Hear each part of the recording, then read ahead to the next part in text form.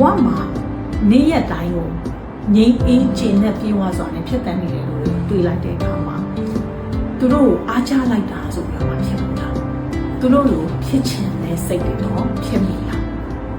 သူတို့လိုဖြစ်ဖို့ရတော့အရင်မခက်ခဲပါဘူးကျွန်တော်တို့အေးချမ်းပြေဝစွာနေ့ရက်တိုင်းကိုဖြစ်တတ်နိုင်နေတာဟာကျွန်တော်တို့ကိုယ့်ဘဝမှာကိုယ်ဘာတွေကိုတန်ဖိုးထားသလဲဆိုတဲ့အရာကိုမသိတယ်လို့ပါကိုယ်ဘာတွေကိုတန်ဖိုးထားသလဲဆိုတဲ့အရာကိုမသိတဲ့အတွက်ကိုဘယ်လိုရှင်သန်နေထိုင်သွားမလဲဆိုတာဟာလေဝေဝါးနေပြီးတော့မှလမ်းလျှောက်ရင်လမ်းပြောင်းနေတာပါကျွန်တော်တို့ဘဝမှာကိုဘာတွေကိုတန်ဖိုးထားသလဲဆိုတာသိလာတယ်ဆိုရင်အဲ့ဒီတန်ဖိုးတွေနဲ့အညီနေထိုင်ရှင်သန်သွားနိုင်တယ်ဆိုရင်ကိုလည်းသူတို့လိုနေ့ရက်တိုင်းကိုငြိမ်းအေးခြင်းနဲ့ပြေဝစွာဖြတ်သန်းနိုင်တယ်ဖြစ်လာပါဒီနေ့ဗီဒီယိုမှာကျွန်တော်မိတ်ဆွေတို့ကိုယ့်ရဲ့တန်ဖိုးထားမှုတွေကိုအလွယ်တကူစမ်းစစ်လို့ရမယ်မိကွန်းလေးတစ်ခုမျှဝေပေးချင်ပါတယ်မိတ်ဆွေဘဝမှာကိုယ့်အနေနဲ့ငြိမ်းအေးခြင်းနဲ့ပြေဝပျော်ရွှင်စွာဖြစ်တန်းနေတဲ့သူလို့စဉ်းစားလိုက်တယ်ဆိုရင်ဘယ်သူ့ကိုတော့ပြောမှတွေးမိတယ်။ဘာကြောင့်မလို့သူတို့ကနေ့ရက်တိုင်းစိတ်ကြည်နဲ့ပြေဝငြိမ်းအေးစွာဖြစ်တန်းနေတယ်လို့ခံစားရတာ။ဥပမာအားဖြင့်နေ့ရက်တိုင်းကိုစိတ်ကြည်နဲ့ပြေဝငြိမ်းအေးစွာဖြစ်တန်းနေတဲ့သူအဖြစ်ကိုတွေးမိတဲ့သူကကိုယ့်ရဲ့မိဘနာပါအဆိုပါဆို။ဘာကြောင့်မလို့သူတို့ကိုတွေးမိရလဲစဉ်းစားလိုက်တဲ့အခါမှာသူတို့က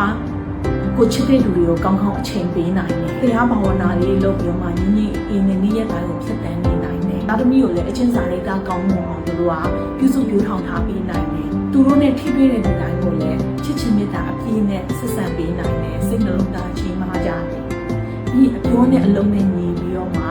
ရိုးသားဖြောင်းမှတ်ကြတယ်။စားရဲ့အရာတွေကြောင့်ဖြစ်ကောင်းဖြစ်မယ်။ဒီလိုဆိုရင်ကိုထံမိုးထားတဲ့လူတွေနဲ့တန်ဖိုးရှိတဲ့အချိန်ကိုဖန်တီးနိုင်တာအချင်းစာရိတ်ကောင်းမွန်တာစိတ်နှလုံးငြိမ်အေးတာပြီးအပြောနဲ့အလုံးညီပြီးတော့မှရိုးသားဖြောင်းမှတ်တာစိတ်နှလုံးသားချင်းမာတာမေတ္တာတရားရှိတာစားတဲ့အရာတွေကိုတန်ဖိုးထားတာဖြစ်ပါတယ်ကျွန်တော်တို့မိကွန်းလေးကိုတိကျသုံးသပ်ပြီးတော့မှဖြေကြည့်ပါချရေးကြည့်ပါအဲ့ဒီအဖြေမှာကိုယ့်ရဲ့တန်ဖိုးထားမှုတွေကိုရှာဖွေတွေ့ရှိနိုင်ပါတယ်ကိုယ့်ရဲ့တန်ဖိုးထားမှုတွေကိုသိလာပြီဆိုရင်အဲ့ဒီတန်ဖိုးထားမှုတွေနဲ့အညီနေ့စဉ်နေထိုင်ပြုမှုပြောဆိုရှင်သန်ပါကိုယ့်ရဲ့တန်ဖိုးထားမှုတွေနဲ့အညီကိုနေထိုင်ပြုမှုပြောဆိုရှင်သန်လာနိုင်တာနဲ့ညာစိတ်နှလုံးငြိမ်အေးမှုခြေနဲ့ပြေဝမှုတွေလည်းပို့ပြီးတော့မှရလာပါလိမ့်မယ်မိတ်ဆွေရဲ့တန်ဖိုးထားမှုတွေကဘာတွေလဲဆိုတော့